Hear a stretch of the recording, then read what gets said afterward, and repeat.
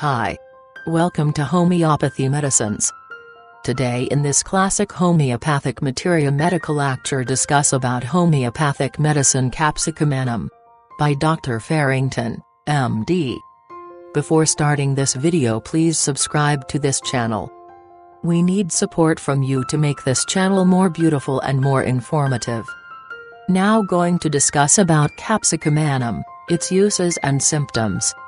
Capsicum possesses few, if any, of the narcotic properties of the Solanaceae, but it has, highly marked, the irritating properties of the group. It takes but little of the drug to produce this irritation.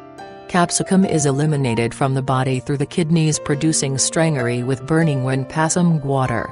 This drug acts best in persons of lax fiber, rather stout in build, who do not respond readily to medicine, because they are of lax fiber and also because of impaired digestion. The capsicum patient has weak digestion or weak stomach, hence the whole man is weak.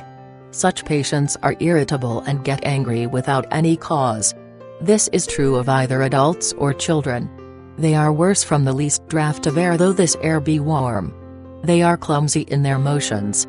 They are subject to chills and fever. The chill commences in the back.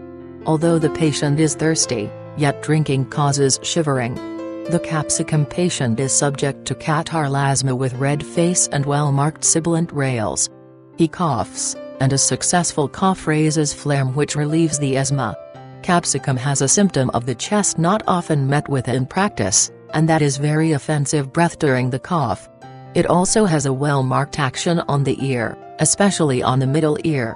It is of use in rupture of the membrana tympani from disease when there is soreness or inflammation of the mastoid process of the temporal bone. For abscess of the mastoid process, the preferable remedies are aurum and nitric acid.